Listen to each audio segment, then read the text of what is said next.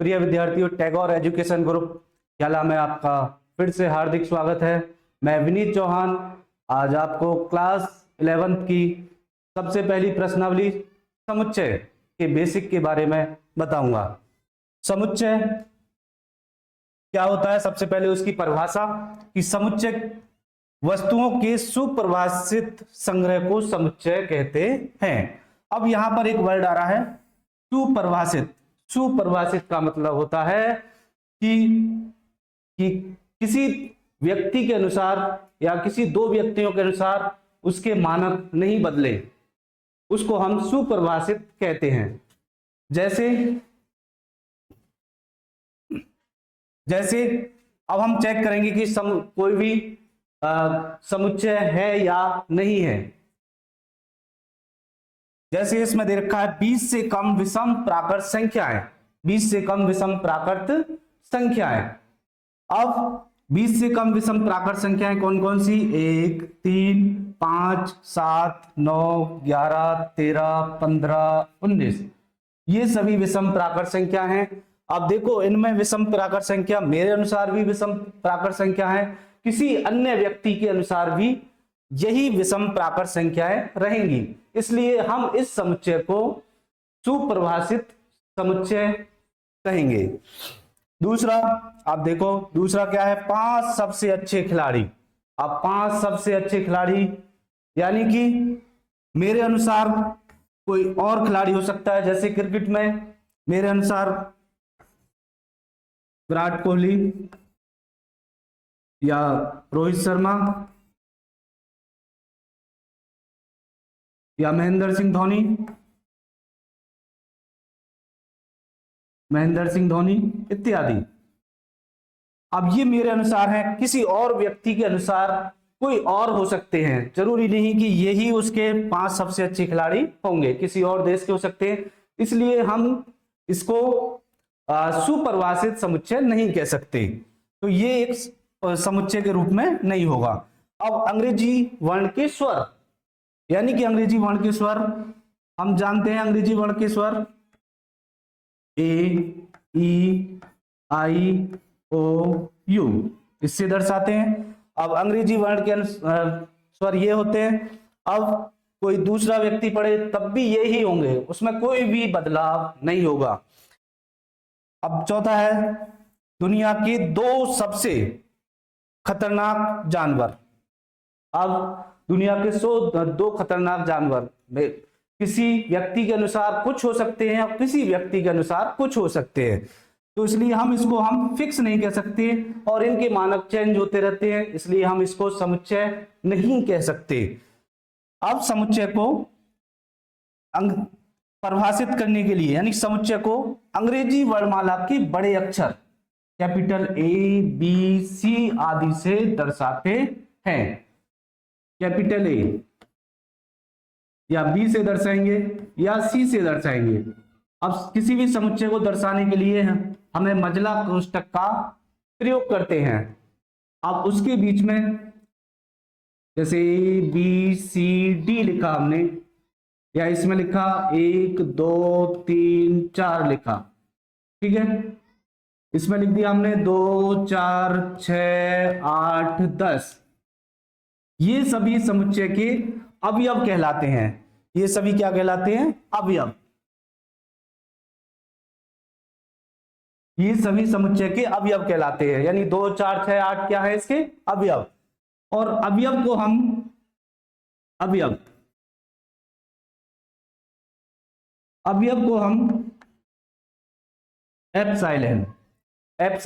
एक ग्रीक अक्षर होता है, लेटर होता है, उससे हम इसको दर्शाते हैं एप्सिलॉन से। इसका अर्थ यह है कि जैसे हमने एक अवयव है किसका? समुच्चय B का।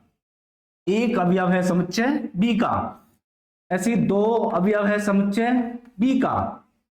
अब इस समुच्चय में देखो, अब मैं ऐसे लिखूंगा कि 5 अवयव है क्या समुच्चय B का? नहीं है, तो इसलिए हम इसको क्रॉस कर देंगे। इसका मतलब ये अवयव नहीं है, अवयव नहीं है। अब आगे देख, चलते हैं। अब समुच्चय का निरूपण यानी कि समुच्चय को रिप्रेजेंट कैसे किया जाता है। तो समुच्चय को दो प्रकार से रिप्रेजेंट यानी कि दर्शाते हैं, दो प्रकार से लिखते हैं। पहला होता है रोस्टर रूप यानी कि सारणीबद्ध रूप, और दूसरा होता है समुच्चय निर्माण रूप। रोस्टर रूप यानी कि रोस्टर रूप हमने अभी पिछले उसमें पढ़ा था, E बराबर 1 2 3 4 5 6 एंड सो ऑन, ये सभी क्या होते हैं, ये रोस्टर रूप के रूप में लिखे होते हैं, इनको रोस्टर रूप में। दूसरा या बी बराबर हमने लिखा 2 4 6 8 10, ये सभी क्या है, रोस्टर रूप हैं। समुच्चय को रोस्टर रूप में अवयवों को लिखने के लिए हम सदैव ध्यान रखेंगे किसका, मजला कोष्ठक का प्रयोग करते हैं, मजला कोष्ठक का प्रयोग किया जाता है। दूसरा रूप है समुच्चय निर्माण रूप। अब रोस्टर रूप हमने ये लिखा, अब समुच्चय निर्माण रूप में सभी अवयवों को एक स्वेच्छ चर द्वारा प्रदर्शित किया जाता है। सभी अवयवों को कैसे प्रदर्शित किया जाता है, स्वेच्छ चर। अब चर कौन से, जैसे x y z a b c, ये स्वेच्छ चर है।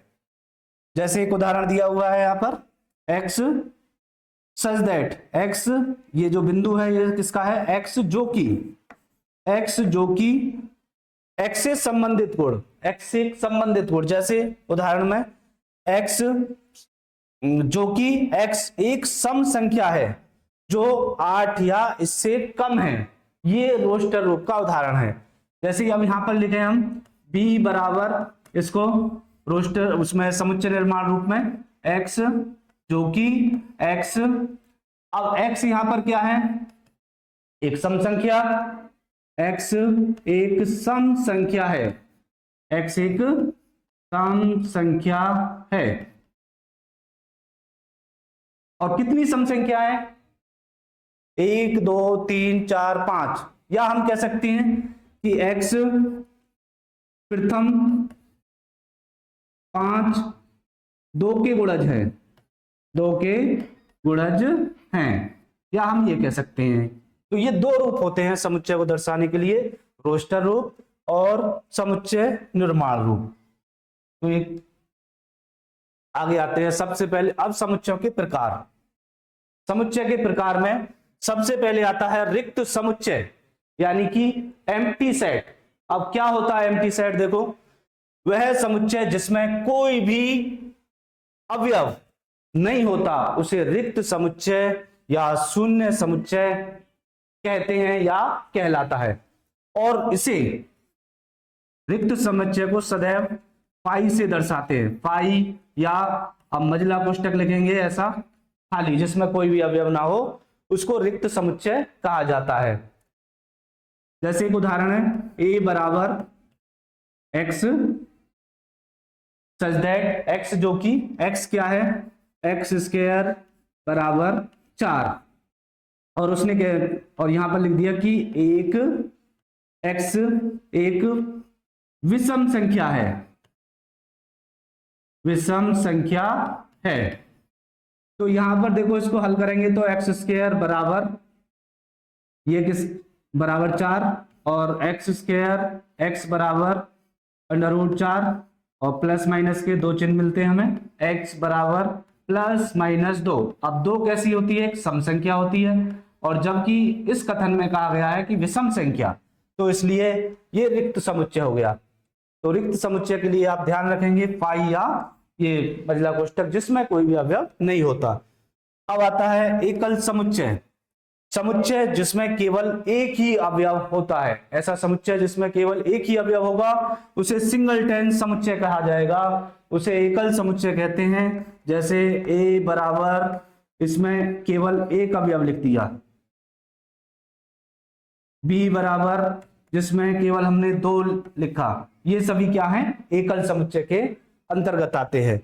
अब आगे आता है परिमित समुच्चय, ऐसे अवयव, ऐसे समुच्चय जिसमें अवयवों की संख्या कैसी होती है, निश्चित होती है, उनको परिमित समुच्चय कहते हैं।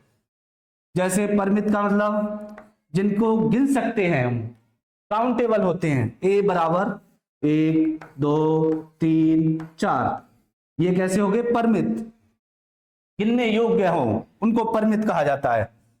दूसरा आता है अपरिमित समुच्चय, ऐसा समुच्चय जिसमें अवयवों की संख्या कैसी हो? अनिश्चित होती है। अब इसमें फिक्स नहीं होंगे, जैसे ए बराबर हमने लिखा 1 2 3 4 5 एंड सो ऑन। अब हमें पता नहीं है कहां तक इसके सीमा है इन अवयवों की, तो ये कैसा समुच्चय हो गया? अपरिमित समुच्चय।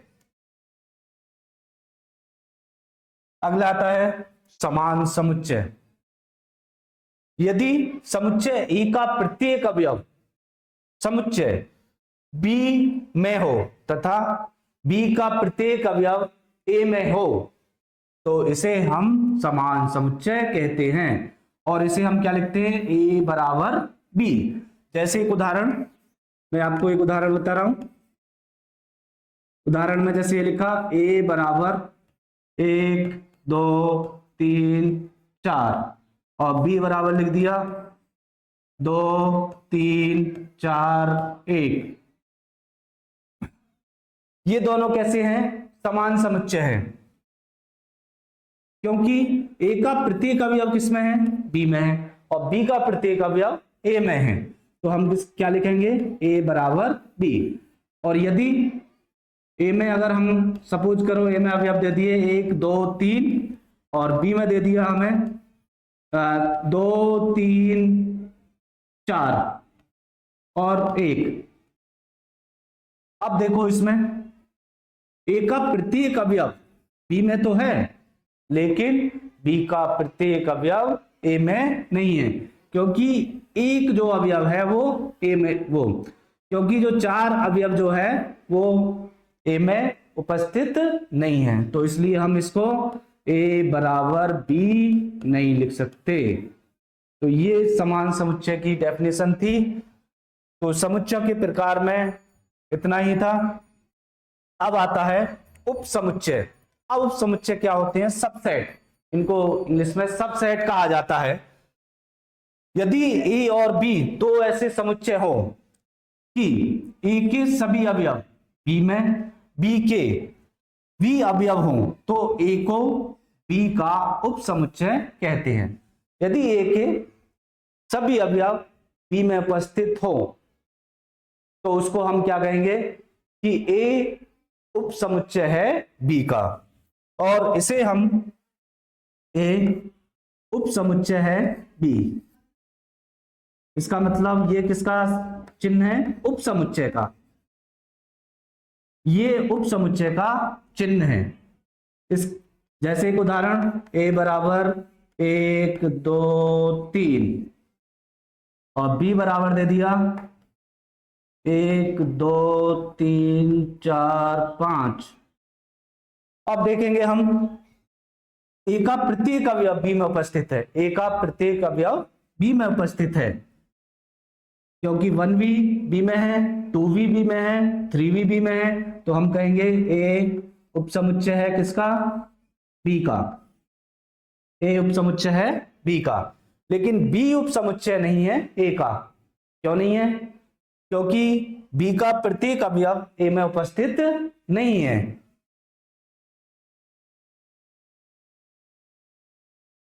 आगे देखते हैं। फिर आता है उचित उप समुच्चय, जिसको हम प्रॉपर सबसेट कहते हैं। यदि ए उप समुच्चय है बी का, इसका मतलब है ए उप समुच्चय है बी का, और ए बराबर नहीं हो 0, ए बराबर नहीं हो बी के, तो ए को बी का उचित उप समुच्चय भी कहते हैं।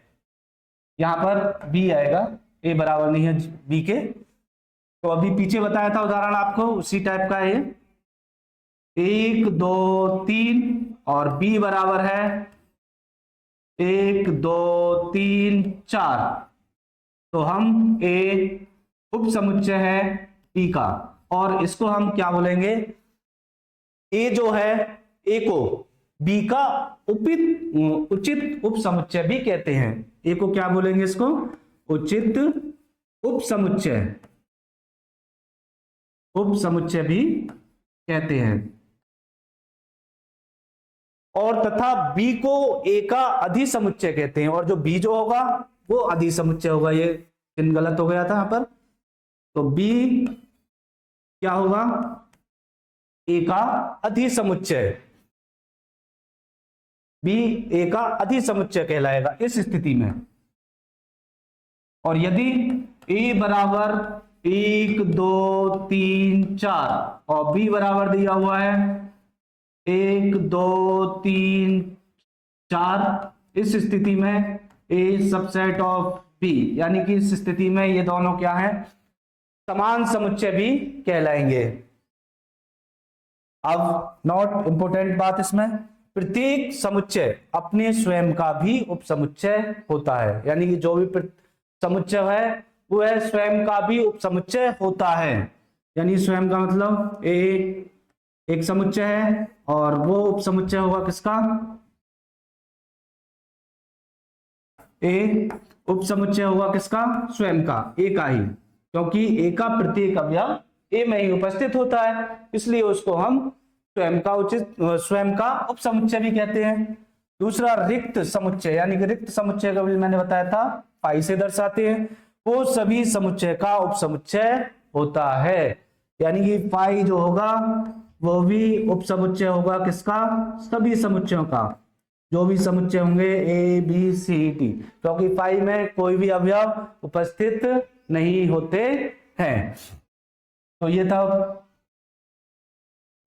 उपसमुच्चय के बारे में। तो आज की क्लास में विद्यार्थियों आज इतना ही, धन्यवाद, फिर मिलेंगे।